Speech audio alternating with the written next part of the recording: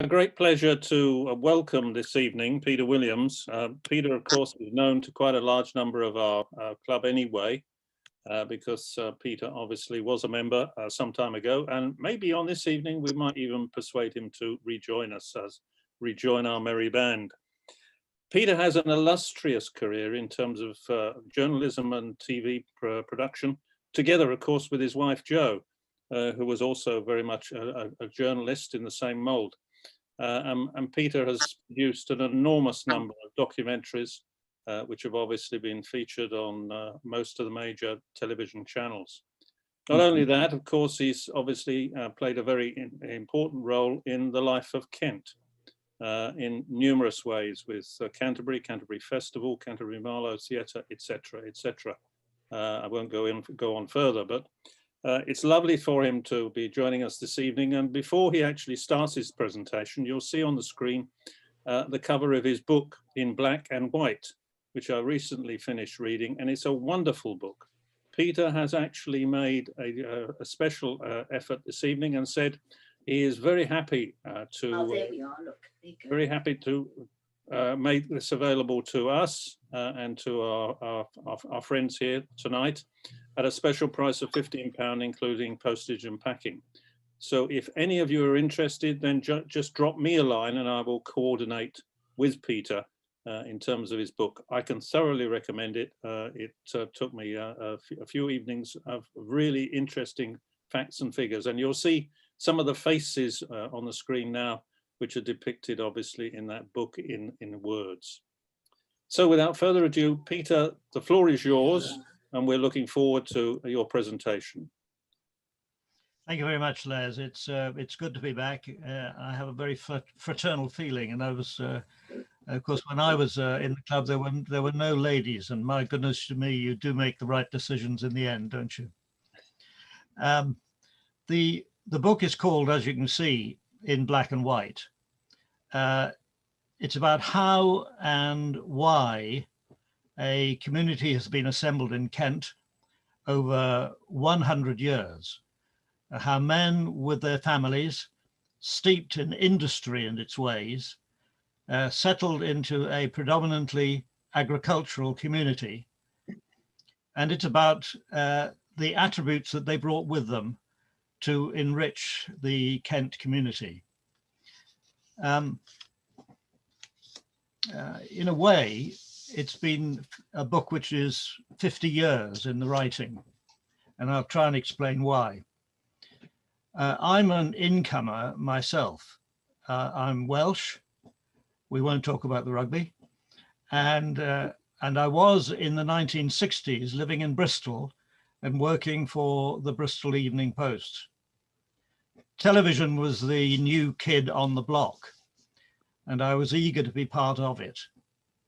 My first job in television was in Dover as a newsreader and a reporter for the nightly magazine program Day by Day, working for Southern Television as they opened their new regional ITV station for the Southeast. The region stretched from Brighton and Worthing to Reading and on to Margate and the Channel ports. The studio was a converted bus garage. I came to Kent on a 6-month contract, and I've stayed here for 50 years and more. I came to know the Southeast pretty well, and I don't have to tell you that it's a lovely part of the world. During that first 6-month contract while I was here, I clearly remember noting that the unique story of the Kent Coalfield had never properly been documented. On reflection, I think that's an understatement, because at first, when I first came from Wales, I was completely unaware that there was a coal mine that it even existed in Kent. Throughout a long career making documentaries for the major networks, as Les has been kind enough to say, I tried consistently and from time to time to persuade the major channels, BBC, ITV, Channel 4, Discovery, and others, to commission a film on a century of coal in Kent. There were no takers. I found that odd then, and I still find it odd today, because this is a unique story. Nowhere else in the world has an established community accommodated an influx of tens of thousands of workers over such a relatively short period of time. This new unique community in Kent has survived 2 world wars, a multitude of industrial disputes, the closure of the mines, and the subsequent grinding poverty as fossil fuel that had founded the Industrial Revolution gave way to new people-friendly energy. It is a great story, and it started like this. Coal was discovered in Kent quite by accident in the 1890s, when men first thought of linking Britain to France through a tunnel. 95 years ago, there were plans at the highest level of the UK government to turn East Kent into, and just listen to this, a new black country of coal mines and ironworks. Neville Chamberlain, then Minister of Health, but soon to become Britain's Prime Minister, came to Canterbury Cathedral on July the 24th, 1926. Thank you, Dom. He gave a speech there to the county's political and business leaders, outlining a scheme to create up to 18 coal mines and a number of ironworks between Canterbury and the coast, embracing Dover and Deal and Thanet. There were, at that time, already 4 working collieries in Kent, and they were at Snowdown, Tilmanston, Chislet, and Betshanger. And geological surveys at the time indicated rich seams of coal elsewhere in the county, with deposits of iron ore nearby. Well, speculators and investors became, as you can imagine, very excited. The pessimists forecast that this was going to be the end of the Garden of England as we know it.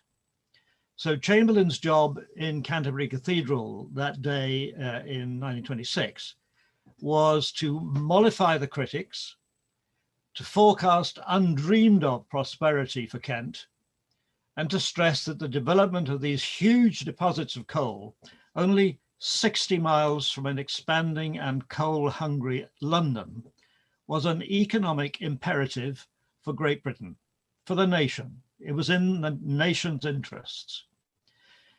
That day, Chamberlain skillfully delivered a very seductive argument, and the audience, I think quite surprisingly, was broadly convinced. Well, the impact on Kent was immediate. This was the era of the Depression. None of you, of course, will remember that, but there were many job-hungry miners who flocked in their tens of thousands to the county, to its newly developed and developing collieries. They brought with them their families, and Kent was fortunate in that the man charged with creating homes for them was a man called Patrick Abercrombie. Now, Abercrombie was a great man. He was later to be knighted for his inspirational work in rebuilding the cities of Hull and Plymouth and London, which were blitzed during the Second World War. And here he is on the screen now, on the left there, showing his plans for the rebuilding of London to Her Majesty, His Majesty the King and Her Majesty the Queen. He was an extraordinary man. To sum him up, Abercrombie was a planning pioneer. He decided we weren't simply talking about houses, we were talking about communities. He built communities. And he planned, and again, this I hope will surprise you, he planned 8 new towns in East Kent. And the first, Aylsham, was started straight away. Towards the end of his life, Abercrombie rated the insertion of an industrial community into a predominantly agricultural county as perhaps the greatest challenge of his career. And it was a long and distinguished career. And of course, as we all now know, the ambitious plan was never completed. A Second World War and the reduction in the need for coal as the motive power for the world's economies saw to that. Coal was no longer king. So 7 of the 8 new towns planned for Kent were never started. And the 8th, Aylsham, was only half finished. We'll come back to Aylsham later. Instead, I'm going to tell you about one miner, a man called Malcolm Pitt. Pitt by name and Pitt by nature. Now, I never met Malcolm Pitt, but I know him very well because Malcolm Pitt left a message in the form of notes and a manuscript that gave a detailed insight into the dedication, the pain, the hard work, the comradeship and the conflict that was the everyday life of everyone who has ever been dropped like a stone down a shaft thousands of feet deep to earn a living digging coal. That's him on the right, by the way. Malcolm Pitt was a remarkable man. He was the first in his family even to go ever to go to university. He had at least 2 careers. First, he was a teacher in Broadstairs, during which he met his wife Elizabeth at a Saturday night dance. She was studying at the Maria Assumpta College in Kensington, and Malcolm, who was already a Christian, converted to Catholicism. Elizabeth too became a teacher, and they married and had 3 daughters. I've met the family, they're great. Malcolm decided to take the equivalent of a master's degree at university, and this definitely sharpened his political appetite. He joined the Communist Party. Throughout his life, Malcolm Pitt, academic, father of 3, loved to explore possibilities, as he put it. He would spend hours discussing what his wife Elizabeth describes as the meaning of life. The experience of university seemed to have unsettled him. He questioned everything. He questioned his faith, society's morals, attitudes. He questioned capitalism and the way we lived. He wanted to help those who couldn't help themselves. He wanted to taste what it was like to be a manual worker. And so he became a miner. He enrolled at the Tilmanston pit in the Kent Coalfield. His parents, who had brought him up, a very bright-eyed youngster, and watched him follow the road to academia, were, well, surprised, I think is probably an understatement, putting it mildly. Malcolm was a miner for 14 years. For 7 of those years, he worked at the coal face.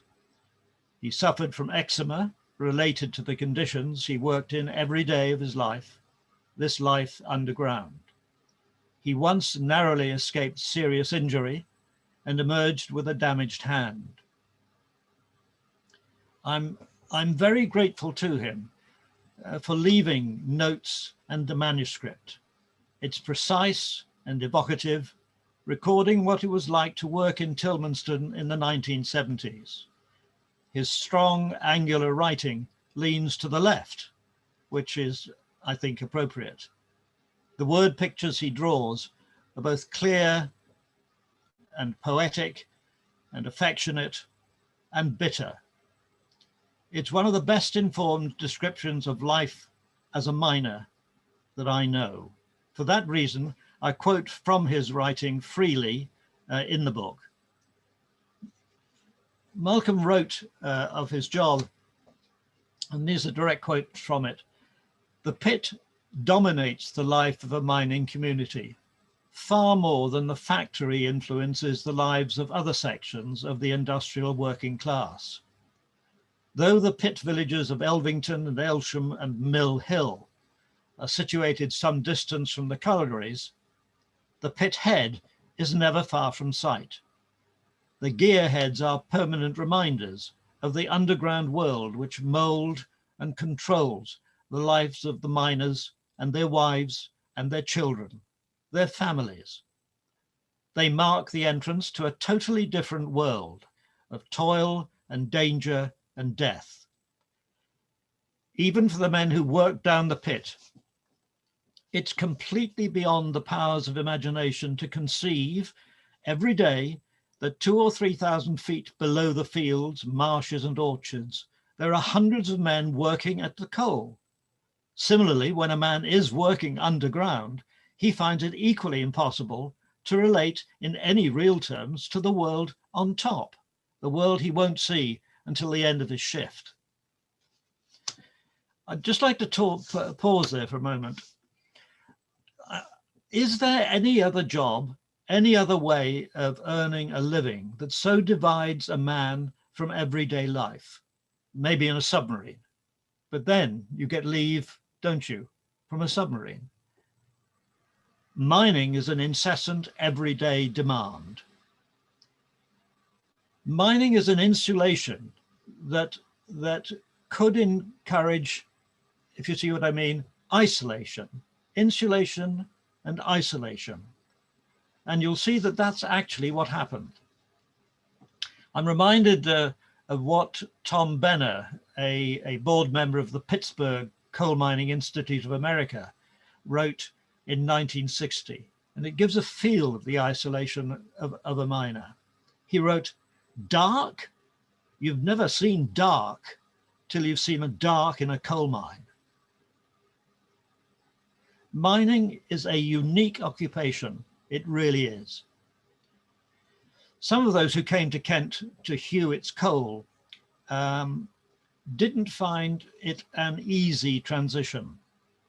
They met uncertainty and they met hostility. When they shopped, their wives were offered what was called miner's bacon. It was streaky, it was substandard, it was an insult. When miners bought a home, or when they were looking for a home, or even somewhere to rest their heads, a room perhaps for the night, the cards in the boarding house windows read quite clearly, "No miners."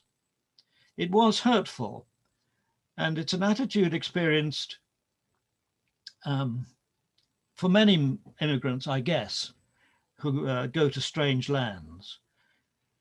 And make no mistake, these men and women from Scotland and Wales and Newcastle and Nottingham and the West Country and elsewhere might just as well have been moving to a foreign country. That's maybe something to remember, perhaps, in this shifting world of today. These men had many things in common, and they found both strength and comfort in their shared experience. They were, for instance, living with danger every day of their lives. I quote Malcolm Pitt again. "The risk of death or injury is part of the common currency of conversation in a pit. The shafts of the Kent pits have always been associated with the death of men." He went on, "Death and injury are rarely discussed without becoming the subject of a grim joke. During one snap time, snap is the food that the miner takes down with him because he can't come up. It takes a long time to have his meal. Snap is a meal. During one snap time at Tilmanston, Pitt wrote, the men were eating their sandwiches sitting together in the roadway and discussing what it was like to be dead. One of them said, "It can't be that bad." His name was Nobby Clark. "It can't be that bad," he said. "Only one man's ever come back, and he didn't hang around for too long, did he?"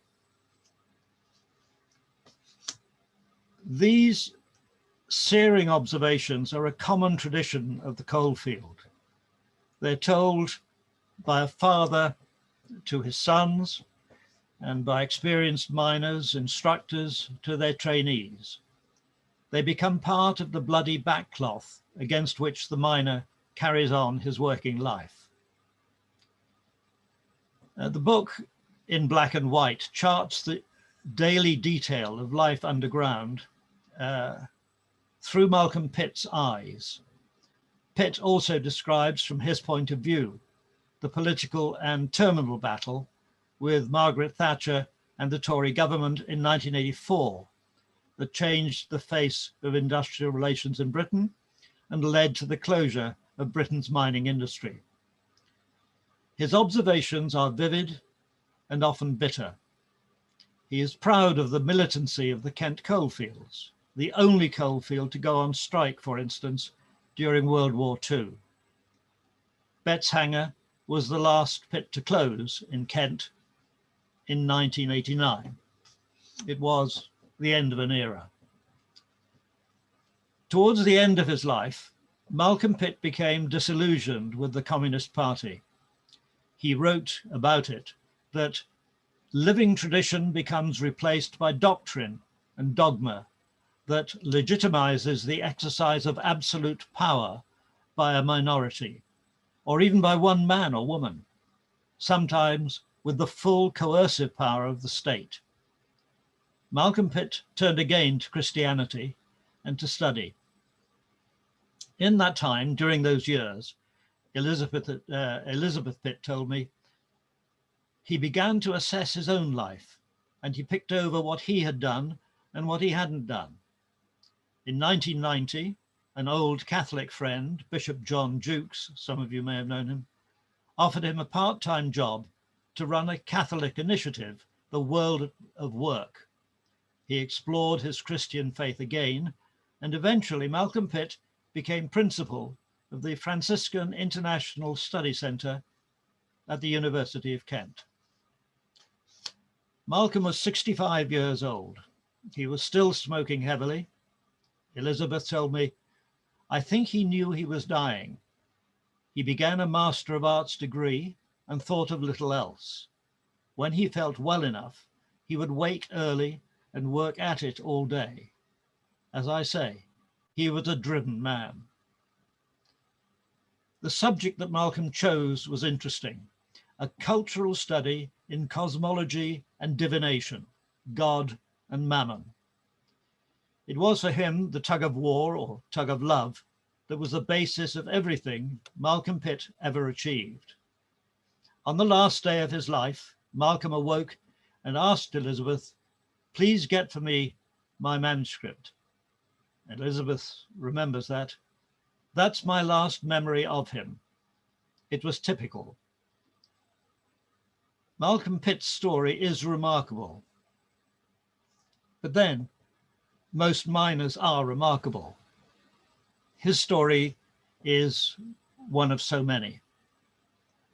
After his death, Malcolm was awarded his MA on the basis of the unfinished paper, because he never finished his dissertation. He was 66 when he died. His 10-year-old grandson, Aidan Pitt Davis, received the degree on Grandpa's behalf, watched and applauded by a full congregation in Canterbury Cathedral. It's appropriate, I think, that we end where I started, in Canterbury Cathedral, where in 1926, Neville Chamberlain revealed the image of a new black country in Kent. Chamberlain gave Patrick Abercrombie, the architect, the task of bringing that dream to reality, and Aylsham was to be the first of the 8 new towns in the county. But even Aylsham was only half finished.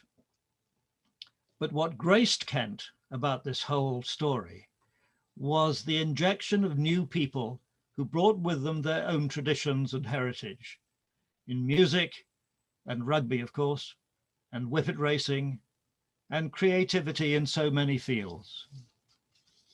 For me, this whole experience has been rewarding. To visit Scotland and Wales and Yorkshire, to meet relatives of the miners and sometimes the miners themselves, to explore the reasons why miners up to left homes and families to trek to the new world of Kent. Unsurprisingly, the motivation in each place has much in common.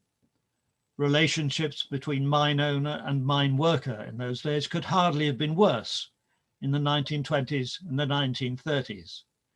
There were rare and conspicuous exceptions where the mine owners and the miners worked together happily. Tilmanston is an example, a very happy pit. Mine owners wanted to cut wages and were slow to invest in safety measures and new equipment. This is generally speaking. Miners generally showed their resentment to this treatment by working to rule and withdrawing their labor. There was anger and fault on both sides. After all, one man's strike is another man's lockout. So during the Depression, the Kent Coalfield presented a new challenge in a new location. Perhaps it was utopia, without the bitterness of existing relationships in the mines that these men were leaving behind them. Were they seeking perfection? I don't know that, but they were certainly seeking a fresh start. Today, most residents of Aylsham acknowledge that if there has been a schism between them and the rest of East Kent, they are as much to blame as anyone. Yet isolation, imposed or self-inflicted, can also be interpreted positively as self-sufficiency. Aylshamers, justifiably, have said to themselves, why leave our neighbourhood, our town, if everything we need is here, plus the sun and the sea and the sand, which our family never experienced in South Wales or the Black Country or the North East. It is an understandable argument, particularly if you feel surrounded by hostility from folk born and bred in the Garden of England. It's a hostility real or imagined. It's necessary to say that. Lastly, then, I'd like to quote from Dr. David Hornsby, who is studying this unique community in East Kent and its own special dialect in a course at the University of Kent. He told me one day, I have never found a place with such warmth and community spirit as Aylsham in Kent. And that's quite an assessment, isn't it?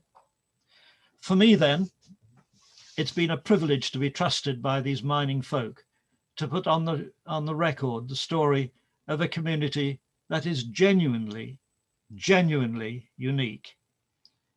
And this telling of the story, in my view, is long overdue. And if there are any questions, I'll be happy. If there aren't, then we can all go home. But if there are any questions, I'll be happy to answer them.